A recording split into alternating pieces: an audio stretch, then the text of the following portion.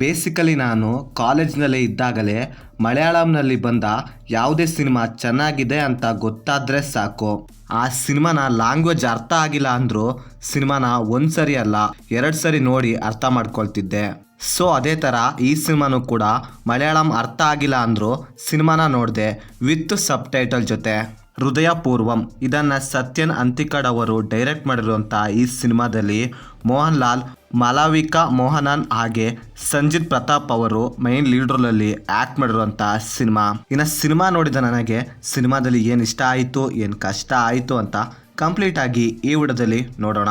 ಇನ್ನು ಸಿನಿಮಾದ 1 line story ವಿಷಯಕ್ಕೆ ಬರೋದಾದರೆ, ಸಿನಿಮಾದ ಹೀರೋ ಆದ ಸಂದೀಪ್ ಬಾಲಕೃಷ್ಣನ್ಗೆ ಈಗ ತಾನೇ ಹಾರ್ಟ್ ಪ್ರಾಬ್ಲಮಿಂದ ಹಾರ್ಟ್ನ ಟ್ರಾನ್ಸ್ಫರ್ ಮಾಡಿರ್ತಾರೆ.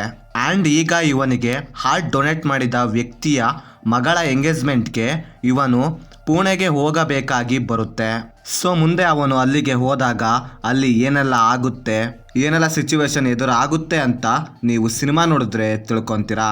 ಇನ್ನು ಸಿನಿಮಾದಲ್ಲಿ ನನಗೆ ಪಾಸಿಟಿವ್ ಅನಿಸಿದ್ದಂದರೆ, ಸಿನಿಮಾದಲ್ಲಿ ಇದ್ದ ಕ್ಯಾರೆಕ್ಟರ್ ರೈಟಿಂಗ್ ಆ್ಯಂಡ್ ಅವುಗಳಿಗೆ ಅವರು ಕೊಟ್ಟಿರೋ ಡೆಪ್ತ್ ತುಂಬ ಚೆನ್ನಾಗಿದೆ. ಹಾಗೆ ಅವರು ಬರೆದುಕೊಂಡಿರೋ ಕ್ಯಾರೆಕ್ಟರ್ಗಳಿಗೆ ಪರ್ಫಾರ್ಮ್ ಮಾಡೋಕ್ಕೋಸ್ಕರ ತುಂಬ ಸೀನ್ಸ್ಗಳನ್ನು ಬರ್ಕೊಂಡಿದ್ದಾರೆ. ಆ್ಯಂಡ್ ಆ ಸೀನ್ಸ್ಗಳು ತುಂಬ ಚೆನ್ನಾಗಿ ವರ್ಕ್ ಆಯಿತು ಕೂಡ. ಹಾಗೆ ಸಿನಿಮಾ ಸಂದೀಪ್ ಕ್ಯಾರೆಕ್ಟರ್ ಮೇಲೆ ಫುಲ್ ಸಿನಿಮಾ ನಿಂತಿರೋದು ಆ್ಯಂಡ್ ಅದನ್ನು ಮೋಹನ್ ಲಾಲ್ ಅವರು ತುಂಬ ಚೆನ್ನಾಗಿ ಹ್ಯಾಂಡಲ್ ಮಾಡಿದ್ದಾರೆ.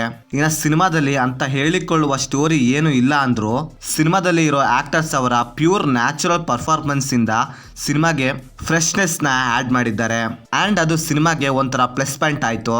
ಹಾಗೆ ಸಿನಿಮಾದಲ್ಲಿ ಬರೋ ಕಾಮಿಡಿ ಸೀನ್ಸ್ಗಳು ತುಂಬ ಚೆನ್ನಾಗಿ ವರ್ಕ್ ಆಯಿತು. ಅದರಲ್ಲೂ ಸಂಜಿತ್ ಪ್ರತಾಪ್ ಹಾಗೆ ಮೋಹನ್ ಲಾಲ್ ಅವರ ನಡುವಿನ ಸೀನ್ಸ್ಗಳು ತುಂಬ ಚೆನ್ನಾಗಿ ವರ್ಕ್ ಆಯಿತು. ಅದರಲ್ಲೂ ಕಾಮಿಡಿ ಸೀನ್ಸ್ಗಳು ತುಂಬ ಚೆನ್ನಾಗಿ ವರ್ಕ್ ಆಯಿತು.